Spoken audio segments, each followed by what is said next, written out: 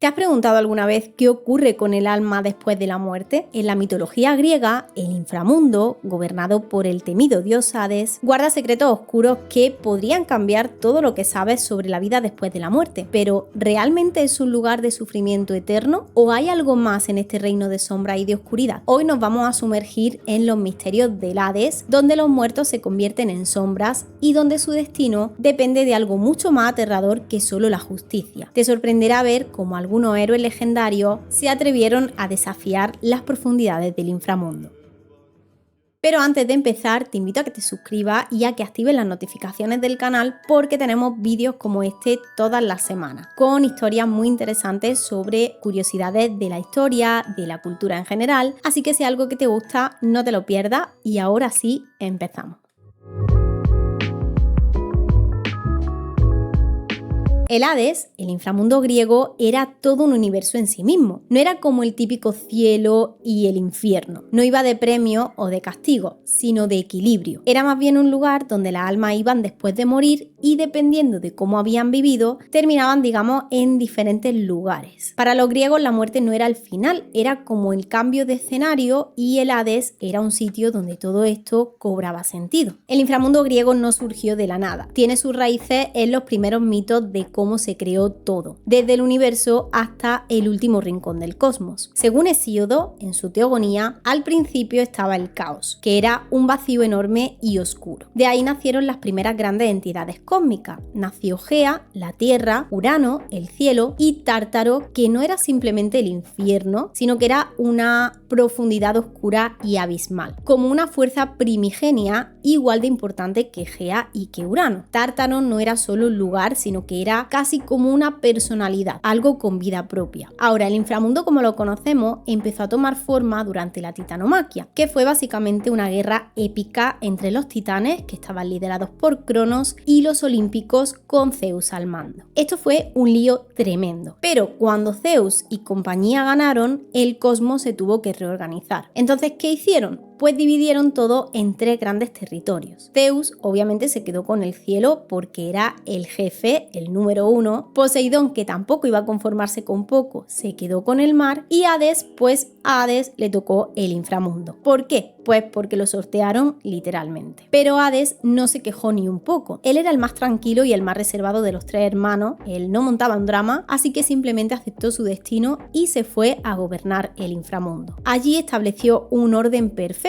como era él, serio, neutral y sin favoritismo. No era un dios malo ni mucho menos, y es que los griegos no lo veían como alguien cruel, sino como alguien necesario. Su papel era clave para que el mundo siguiera funcionando. Él se aseguraba de que las almas tuvieran un sitio donde ir, que todo estuviera en equilibrio y que la vida y la muerte siguieran su curso. El inframundo no era un lugar bien definido al principio. De hecho, era más bien un caos, era algo sin estructura. Pero Hades llegó y empezó a darle forma. No es que haya mucha información sobre cómo lo hizo exactamente, pero sí que se sabe que no estuvo solo. Hubo entidades primordiales y otros dioses menores que desde el principio formaron parte de ese reino y lo protegieron. Ahora, hay algo importante en todo esto. El inframundo no era solo un agujero debajo de la tierra, estaba muy conectado con Gea, con la misma tierra, como si el reino de los muertos fuera una extensión de ella. Es un poco la idea de que la vida y la muerte están más relacionadas de lo que pensamos, como un ciclo inevitable. Y el Tártaro, ese lugar tan oscuro y tan temido, no era solo una parte del inframundo, sino que era lo más profundo, lo más aterrador de todo. El inframundo era fundamental para todo el universo, era un engranaje más de aquel gran reloj cósmico. Los griegos pensaban que sin el inframundo el ciclo de la vida no podría seguir, que todo se detendría. Tenía que haber un lugar donde las almas pudieran cumplir con su destino, ya sea descansando o enfrentando las consecuencias de lo que habían hecho en vida. De hecho, había sitios específicos que los griegos identificaban como puertas del inframundo. Uno de los lugares más conocidos era el Necromanteion, en Épiro, un oráculo donde supuestamente podías hablar con los muertos, o la cueva de Alepotripa, en Mani, en el Peloponeso, que llevaba siglos siendo también un sitio donde se realizaban rituales relacionados con la muerte. Para entender cómo era la estructura del inframundo en sí, vamos a ir explicando un poquito sus partes, y uno de los elementos clave son los 5 ríos del inframundo. Cada uno tenía, por así decirlo, su propia personalidad, algo algo único que reflejaba no solo las emociones y conceptos, sino incluso algunos castigos. El Aqueronte, el río del dolor, era el primer obstáculo para las almas que entraban al inframundo. Es el punto de entrada a ese reino oscuro y sombrío donde se supone que debían ir todos los muertos. Y claro, para cruzarlo, las almas se suben a la barca de Caronte, que era el barquero de los muertos, quien los llevaba a través de esas aguas turbias y llenas de desesperación. Este río se describe como un lugar donde todo parece cargado de tristeza y de angustia. Lo curioso es que el Aqueronte no es solo un mito, sino que tiene una conexión con la realidad. En el noroeste de Grecia, en una zona llamada Epiro, hay un río que lleva su mismo nombre. En tiempos antiguos, la gente creía que ese río era también una entrada física al inframundo, como si realmente pudieras caminar hacia el reino de los muertos. Y allí también se hacían rituales, trataban de comunicarse con el otro lado y demás. El Estigia es sin duda uno de los ríos más famosos del inframundo, y con bastante razón. Su nombre significa odio o aborrecimiento y ya te da una idea de lo que se traía entre manos. En los mitos griegos, el Estigia no es solo un río físico, sino que tiene un poder divino enorme. Se decía que incluso los dioses olímpicos juraban por él, y si rompías un juramento hecho sobre el Estigia, olvídate, porque lo que te esperaban eran 9 años de exilio de todo lo divino. Lo que realmente pone al Estigia en otro nivel es lo que le da un toque de inmortalidad, porque en la Ilíada, por ejemplo, se cuenta que Tetis, la madre de Aquiles, lo sumergió en este río para hacerlo invulnerable. Bueno,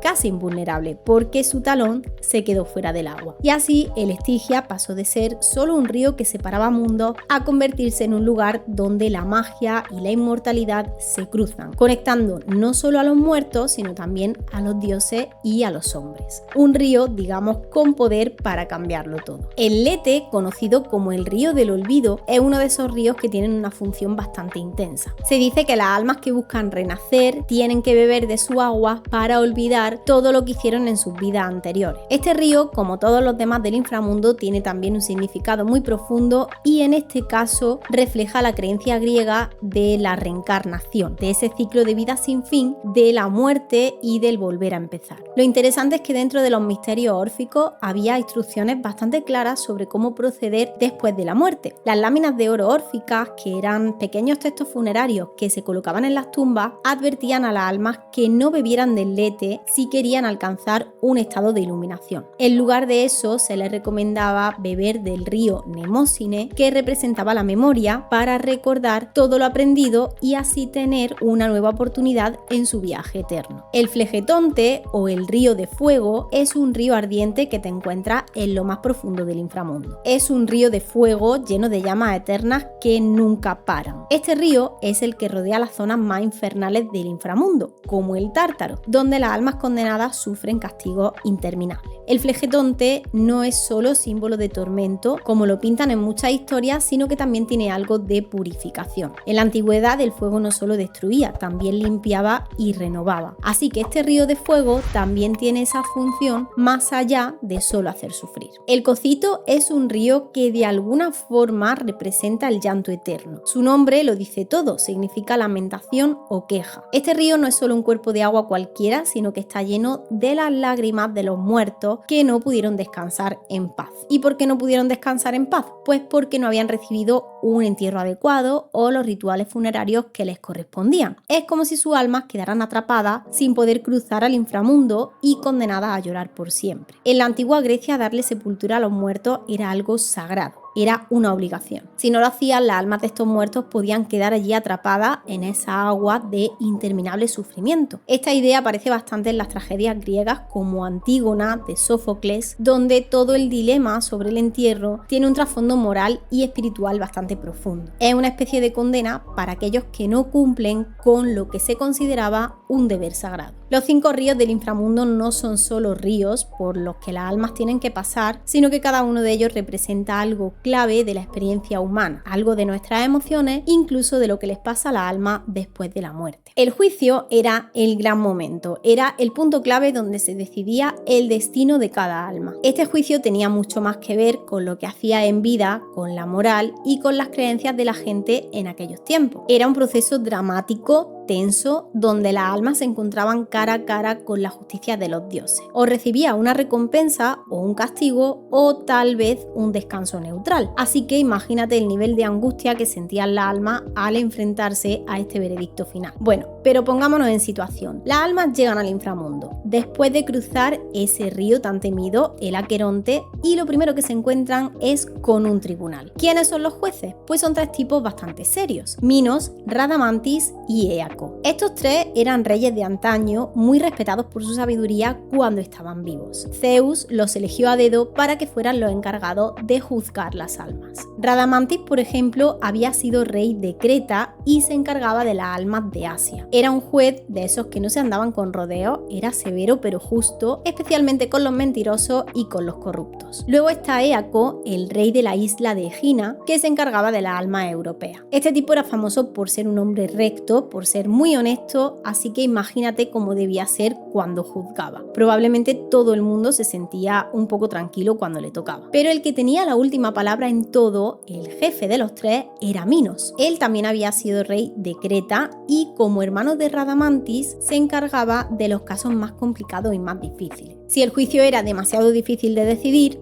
Minos entraba en acción y su decisión era la que valía. El juicio era como el reflejo de todo lo que se creía sobre la moral y las leyes divinas. Aquí no había una forma de hacer trampa ni de esconder nada, porque en el inframundo se encontraba el río que hemos mencionado antes, Nemósine, que era básicamente un río donde las almas no podían olvidar nada. O sea, no había una forma de mentir porque todo estaba ahí, claro como el agua, nunca mejor dicho. Una vez que las almas recibían su veredicto, dependiendo de lo bueno o de lo malo que hubieran sido, las mandaban a distintas zonas del inframundo, a los campos elíseos, al Tártaro o a los prados asfódelos. Y ahora vamos a explicar qué era cada uno de estos lugares. Los campos elíseos eran como el paraíso en la mitología griega, el lugar donde realmente quería acabar si había sido buena persona, un héroe o simplemente alguien con un corazón limpio. Imagínate un campo enorme, verde, lleno de flores y de árboles frutales, todo era perfecto. Las almas que llegaban allí disfrutaban de una paz eterna como si nunca hubieran conocido el sufrimiento. Al principio esto era algo exclusivo para los dioses y para los héroes más grandes, pero con el tiempo las cosas cambiaron. Ya no era solo para ellos, también se permitió que mortales virtuosos pudieran ir ahí. Y claro, los héroes más famosos como Aquiles o Hércules fueron recompensados con este descanso eterno después de su increíble hazaña. Según algunos relatos, los campos elíseos no solo estaban para los héroes de guerra, sino también para aquellos que vivieron vidas decentes. Incluso Homero en su historia veía a sus personajes como personas ejemplares en cuanto a virtud, por lo que también merecían estar allí, en esa especie de retiro celestial. Y no es solo que fuera un lugar hermoso y tranquilo. En algunas versiones se dice que allí el tiempo pasaba de una manera diferente, como si siempre fuera primavera. En los campos elíseos todo era eterno y perfecto. Los campos de Asfódelos eran otro destino para las almas después de que pasaran por el juicio. El Asfódelos era como ni frío ni caliente, ni bueno ni malo, simplemente gris. Era un lugar donde las almas de aquellos que no hicieron nada especialmente bueno ni malo se iban a pasar la eternidad. Este sitio estaba lleno de flores de asfódelo, que por cierto estaban bastante asociadas con la muerte. Las almas que llegaban allí no pasaban por el tormento del Tártaro, pero tampoco por la paz de los campos elíseos. No les pasaba nada, no sufrían, pero tampoco experimentaban ningún tipo de gozo. Estaban atrapadas en una rutina sin fin, en una especie de olvido, como si nadie les hubiera dado nunca mucha importancia en vida, y eso seguía siendo así después de la muerte. Era el destino de todos los mortales que vivieron en la normalidad. Y eso, según los griegos, era bastante triste,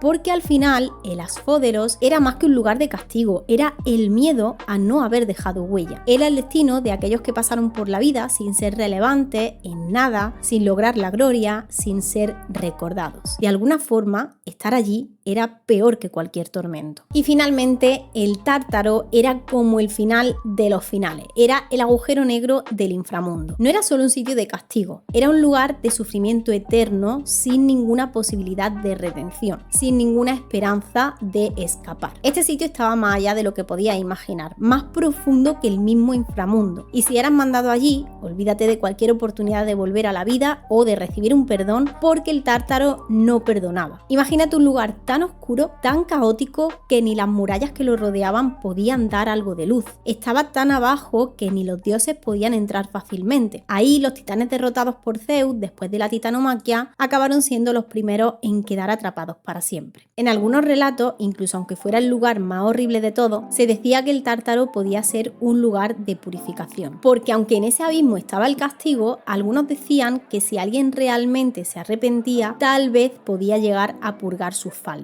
Pero bueno, esto realmente yo creo que era ser un poco de lulo. El Tártaro desde luego que no era un sitio donde uno quisiera cavar, porque si cometías crímenes graves contra los dioses, como desobedecerlos, como creerte más grande que ellos con tu orgullo, o lo que ellos llamaban ubris, o traicionarles de alguna manera, entonces te mandaban ahí. Y los castigos que te esperaban no eran para nada tranquilos, sino más bien una tortura sin fin. Y hay un par de almas que se hicieron famosas por cómo sufrieron en aquel lugar. Sísifo, el rey de Corinto, era un tipo con la lengua afilada y con una astucia que lo metió en grandes problemas. Este tipo se dedicaba a hacerle frente a los dioses no solo una vez, sino que se la arregló para engañar a la muerte varias veces. Uno de sus trucos más conocidos fue cuando logró encadenar a Tánatos, que era la personificación de la muerte, y al hacerlo los mortales dejaron de morir. Imagínate el caos que causó esto, hasta que Ares, el dios de la guerra, tuvo que intervenir y liberar a Tánatos para que la muerte pudiera seguir su curso. Pero claro, Sísifo no se quedó tranquilo. Antes de morir hizo algo que no se le olvidó a nadie. Le dijo a su esposa que no hiciera los rituales funerarios adecuados para su alma como mandaban las costumbres. Esto por supuesto le dio una excusa perfecta para volver al mundo de los vivos. Vamos, que Sísifo no dejaba de desafiar a los dioses. Y claro, Zeus, el rey de todo, ya estaba harto de tanto descaro y no tardó en darle un castigo que lo marcaría para siempre. ¿Qué hizo Zeus? Pues le dio un castigo terrible. Sísifo tenía que empujar una enorme roca cuesta arriba, pero cuando llegaba a la cima, la roca rodaba hacia abajo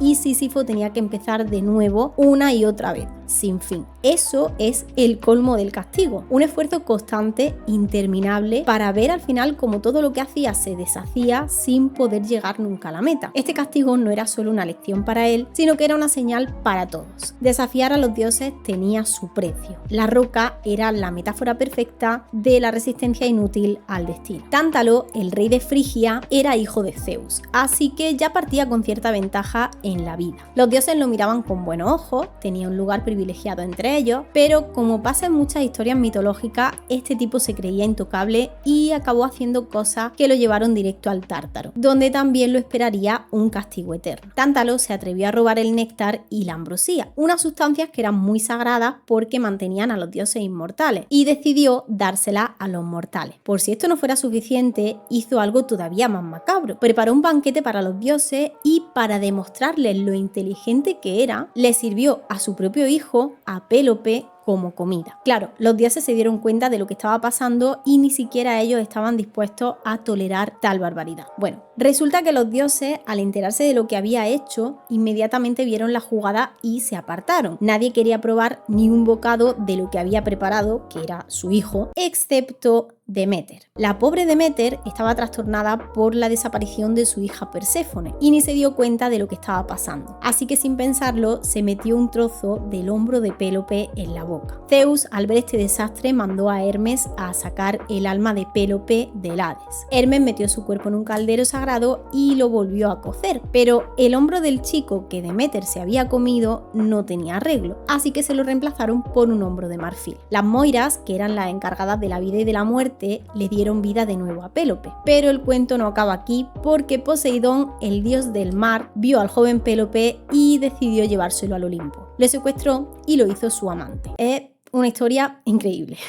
Batman, mira el tamaño de esas bolas. Entonces, después de toda esta telenovela, ¿qué hicieron los dioses? Como siempre que alguien desafía la moral divina, el castigo fue brutal. Tántalo fue enviado al Tártaro y fue condenado a un sufrimiento eterno. Lo metieron en un estanque de agua cristalina con frutas colgando de ramas de árboles justo encima de su cabeza. Pero ¿cuál era el problema? Que cuando intentaba beber agua, esta retrocedía, y cuando extendía la mano para coger la fruta, las ramas se alejaban. Y ahí se quedó, siempre hambriento, siempre sediento, mirando todo lo que deseaba justo enfrente de sus narizas, pero nunca pudiendo alcanzarlo. Una cosa muy curiosa es que existe el verbo tantalizar, que significa someter a alguien a un tormento y que viene de este mito. Tántalo es el tipo que representa esa sensación de querer algo y que siempre se te escape. Lo que realmente se estaba transmitiendo con esta historia es el mensaje de que la arrogancia y el desdén por las leyes divinas traían consecuencias. Pero volviendo al funcionamiento del inframundo, este era gobernado por Hades y por Perséfone. Hades era el dios del inframundo y regía sobre este lugar tan temido, y Perséfone había sido raptada por Hades y pasaba parte del año con él y otra parte con su madre. Hades, el dios del inframundo, era uno de los 3 hermanos hijos de Cronos y de Rea. Cuando Zeus, Poseidón y él mismo derrotaron a los titanes, ya hemos dicho que repartieron el mundo. Y aunque pueda parecer que a Hades le tocó la peor parte del reparto, él lo gobernó con tanta autoridad como sus hermanos hicieron con sus dominios. La verdad es que Hades no era el villano malvado que a veces se pinta en las películas o en los libros. En realidad era bastante justo y bastante serio. Su misión era mantener el equilibrio en el mundo de los muertos y aunque su reino estaba oculto a los ojos de los vivos, no era para nada un dios malvado. Su nombre,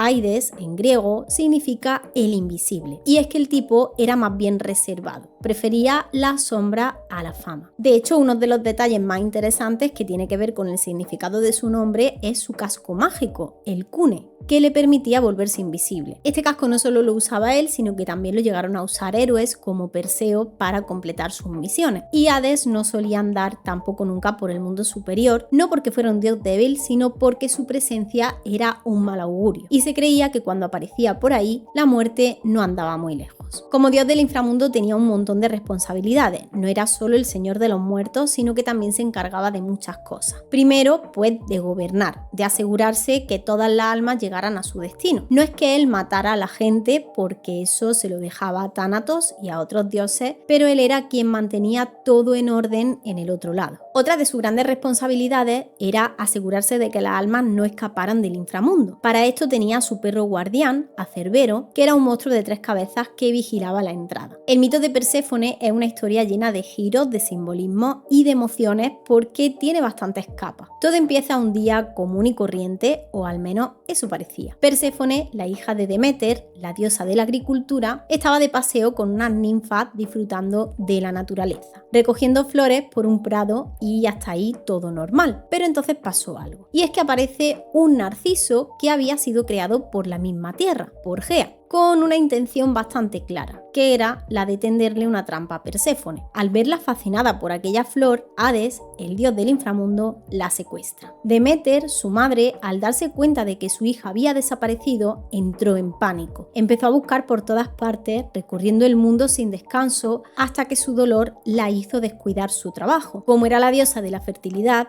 cuando ella no se encargaba de que la tierra fuera fértil, todo se vino abajo. Las cosechas se marchitaron, la gente empezó a sufrir de hambre y la humanidad empezó a peligrar. Y esto fue tan grave que Zeus, el jefe de todos los dioses, tuvo que intervenir y poner orden. Hades, sabiendo la que se le venía encima, decidió hacer algo bastante astuto. Para asegurarse de que Perséfone no se escapara del inframundo, la hizo comer semillas de granada. Las semillas de granada en la mitología griega son como un contrato firmado con sangre, porque quien las come en el inframundo queda vinculado a ese lugar sin poder volver nunca completamente a la tierra. Así que Perséfone, sin querer, quedó atrapada en ese ciclo. Parte del año tendría que pasarlo con Hades en el inframundo y el resto con su madre en el mundo de los vivos. Cuando Perséfone está con Hades en el inframundo, su madre Deméter se siente triste y desolada, lo que provoca que la tierra se quede sin fertilidad. De ahí vienen el invierno y el otoño. Pero cuando Perséfone regresa, Deméter se llena de alegría y el mundo florece de nuevo. Y de ahí vienen la primavera y el verano. Aunque al principio todo parece ser una tragedia para Perséfone, con el tiempo se dio cuenta de que no tenía por qué ser una víctima en esta historia. En vez de quedarse allí lamentándose, terminó convirtiéndose en una líder del inframundo. Con el paso de los años, Perséfone se ganó su lugar al lado de Hades como una reina en su propio derecho. Perséfone tenía esta dualidad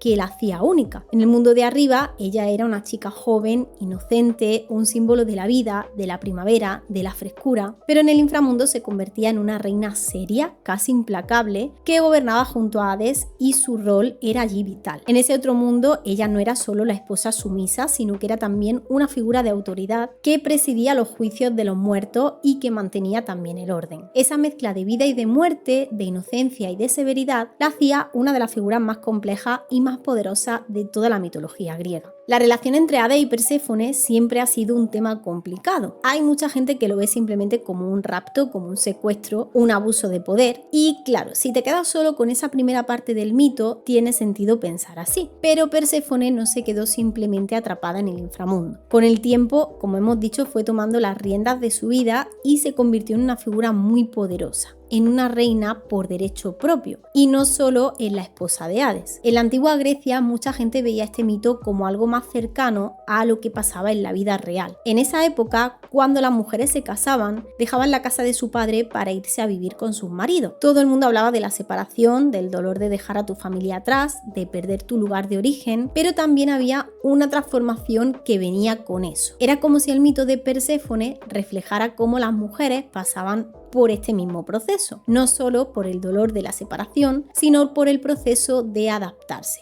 de encontrar su lugar y de reinventarse. Los mitos del inframundo griego no eran solo historias para pasar el rato o para que los dioses y los héroes se lucieran en batalla épica. Eran como un espejo gigante de lo que la gente sentía y pensaba, y de aquello que les preocupaba o que les aterraba. Había una necesidad real de entender qué pasaba cuando uno moría. El inframundo no se ve solo como ese lugar horrible, sino como parte del equilibrio, como algo necesario. No es solo el miedo a la muerte lo que mueve a los humanos, sino también la aceptación de que en algún momento va a pasar. Los griegos usaban estos mitos para pensar en cosas grandes como en el poder, el sacrificio y en los lazos que nos unen unos a otros. En sus rituales para los muertos trataban de asegurarse de que los difuntos pudieran llegar tranquilos al inframundo y ponían monedas en los ojos o en la boca de los muertos porque pensaban que eso era un pago para Caronte, el barquero, y es como si aunque no pudieran controlar lo que pasaba después de la muerte, querían tener al menos un poco de control simbólico. Y estas costumbres en los entierros de los griegos es algo que si queréis podemos ver en otro vídeo.